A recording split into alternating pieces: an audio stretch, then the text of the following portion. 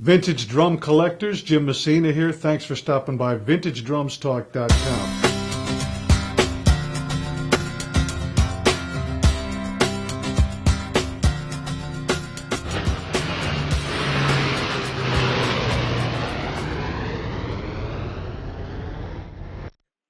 Welcome to VintageDrumsTalk.com. This is the interviews page. Folks, I have a very special interview for you tonight.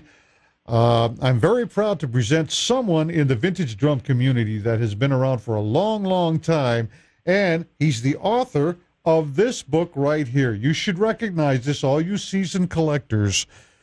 This is the book that was done by Mike Curotto. That's right, we have Mike Curotto with us tonight.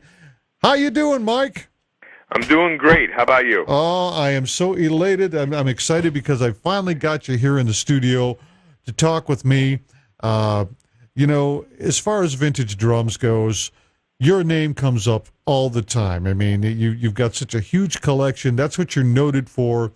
You're one of the top collectors in the world, and just I consider it a privilege to be able to sit here and talk with you. I'm so glad. Thanks for coming and agreeing to speak with me tonight.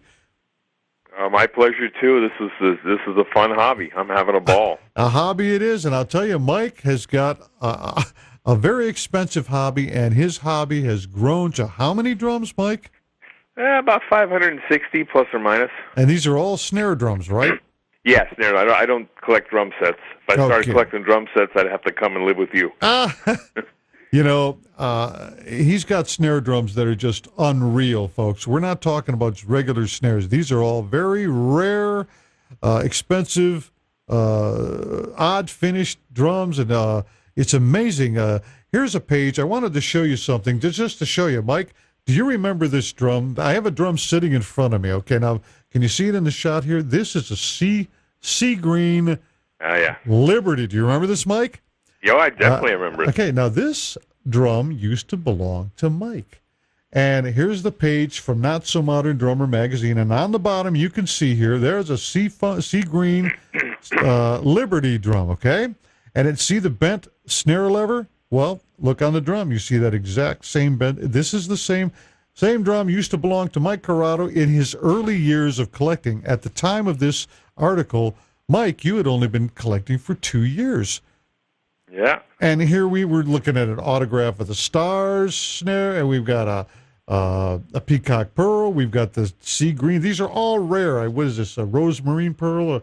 These are already astounding, and that was after 2 years. So, Mike, people wonder how you do this. You know, how does somebody get such an accelerated collection that so quick? In 2 years, those are fine examples. People wait a lifetime, if at all, to get something like that.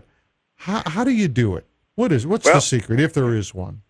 Not so much secrets. A lot of it's just common sense. I've done eBay since September of '98. So you know, the money I make from eBay with through the hobby of buying and selling some drums that I just that are not keepers for the collection, but just that I can clean up and sell and make a profit. Yeah. So the success story there is I haven't paid for a snare drum out of my pocket in 14 years. Wow. So yeah, it's just doing good deals, honest deals, networking, friends of friends. I think that's very important. You know, in order to come across some of these things, you got to know some people, don't you? Over the years, you've established contact with some people that I did business originally with, and they remember, and it was a good deal, and they come up and call me or email me photos of the drums, or I'll call somebody that I hear of a name, or friends of a friend, friends that I know. My good friend Steve Maxwell, yes, Steve. He doesn't collect what I collect, so he'll always email me photos of stuff, and then when I see the Rogers and the Slingerland and the Gretsch Round Badge stuff, I'll alert him, So you get that kind of repertoire. Bunny Carlos, we've done some major deals Bunny's together. a big Ludwig guy. That's his thing, right? Yeah, he's definitely a big Ludwig guy. So just getting that network of friends from the book. I have my contact information in the book, and Okay. from the book, I've gotten 3 or 4 emails of people with drums that say, "Hey, we got a drum just like the drum that's on page 55 or something. Yeah, You want to buy it before we put it on eBay?" So I bought 3 or 4 drums like that, and people calling me just to establish contact. So all those and then just doing, keeping your word. If I say I'm going to buy the drum, they can expect the money, Yeah. and no funny business. And if someone buys a drum from me, they get the drums in the mail. It's what I said it is, and so you just you establish that kind of network. So that's and eBay. I found a ton of rare drums on eBay. Wow. Some that I pay, up the wazoo, and some that I've gotten for a great price. I imagine just having that, that good amount of money at the ready, because when opportunity presents itself, you got to be ready, to win that auction. Yeah. And now I'll tell you, with some of these drums, I was thinking, your Black Beauties. I mean, you name anything, you've got it. I know that. I mean, with most things, peacock pearl snares and all the rare pearl finishes. But are you buying these drums as an investment, or is it just pure enjoyment as a hobby? For me, it's a hobby. I've told John Aldridge, and he'll quote me. I've told other people, tomorrow, if these drums were worth 5 cents, I'm not affected. Other than, sure, I'd be sad, and Yeah, But yeah. but I bought all these drums with smart money. OPM, as we call it, other people's money. Other people's money. And I don't say that in a smug way. I mean, that's by way of my deals, Yes. either on or off eBay. So for me, it's more enjoyment of the collecting, the getting the drum, searching it out, finding it, doing the deal, getting the drum, restoring it if it needs it, and then sharing it with you and the rest of the people that are into it. After 500 and something drums, you still get the rush when somebody calls you and says, I got a picture of it. Let me send you a picture of something, and you look at it and you realize what it is. Even though you've got the Ludwig collection, you've got these triumphals, gold triumphals, how do you get any better than it? But still, I think the obsession that we as collectors share, I think only vintage drum, I call us vintage drum nerds.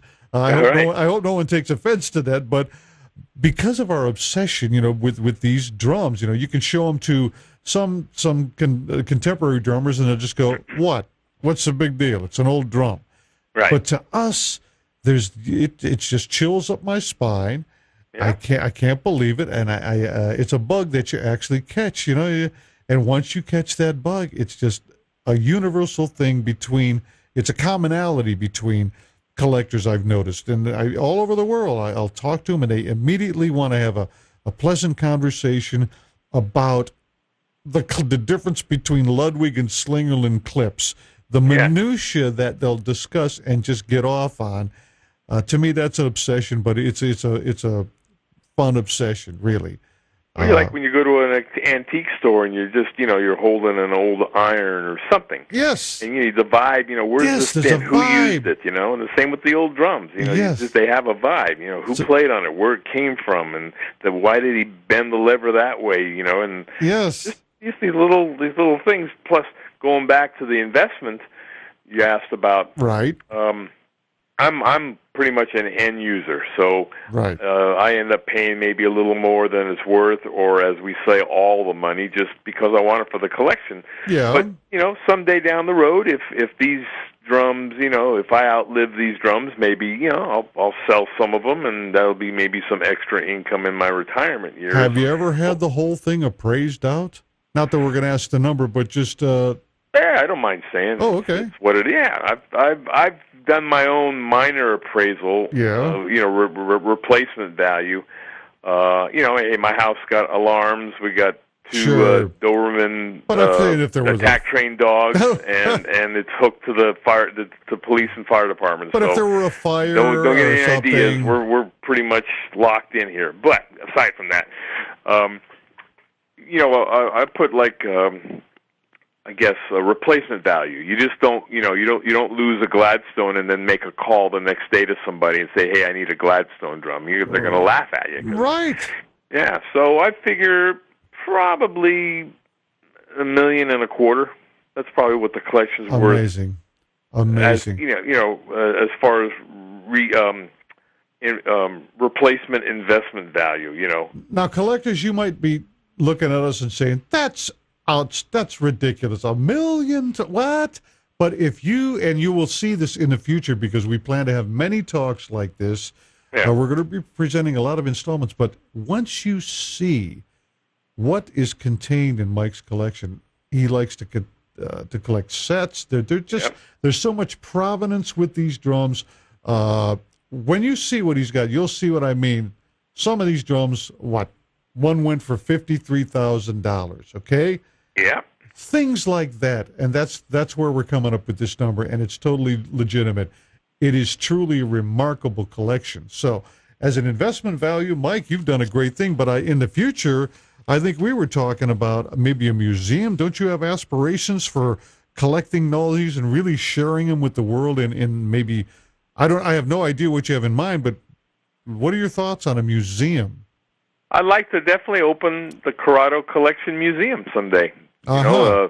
A nice representation of American-made drums.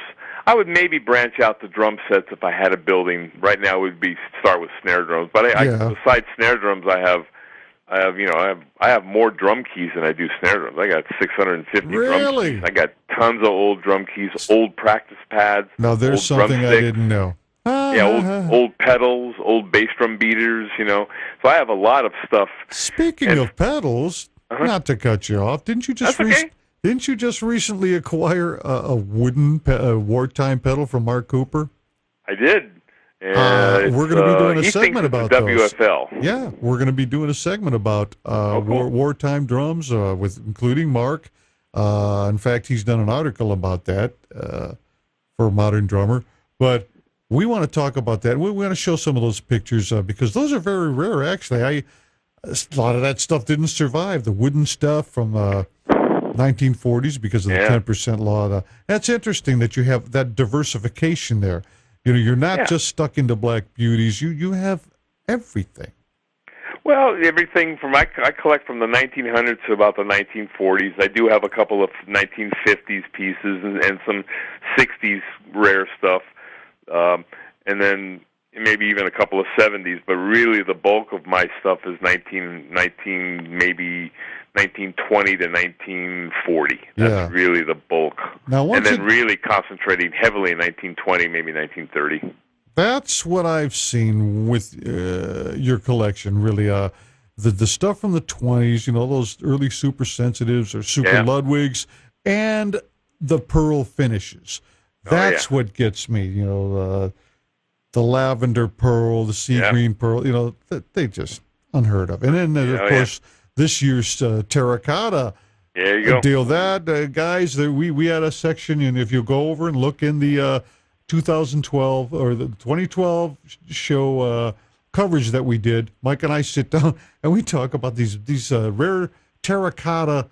Bunny Carlos coined the phrase terracotta. It's an uncatalogued color, right? Right, and it's terracotta. Usually, I guess the real definition is kind of a reddish, clayish look, but he called it terracotta, and I kind of agree with that just because if you look at a terracotta photo, it has those squares like in it, and that's the same design-wise, I guess I would say. Now, that drum, and I remember when I first got the bug with the collecting, and I believe I got John Aldridge's book, and then there was Bunny Carlos's terracotta drum. I remember seeing that somewhere. Yeah. It's been around that long, and this is something, collectors. Now, I'm talking with a top primo collector right here, okay? And then Bunny Carlos is another. And with these guys, you'll see drums being passed back and forth, just like this sea green drum that I have here. Used to belong to Mike Curotto. It went through, where did it go? I think I bought it from Tony DeSantis. Okay, now I've got it. And at some point, there's going to be a time when I make sure that goes to a proper collector that's going to keep it in its in shape and not do anything to it.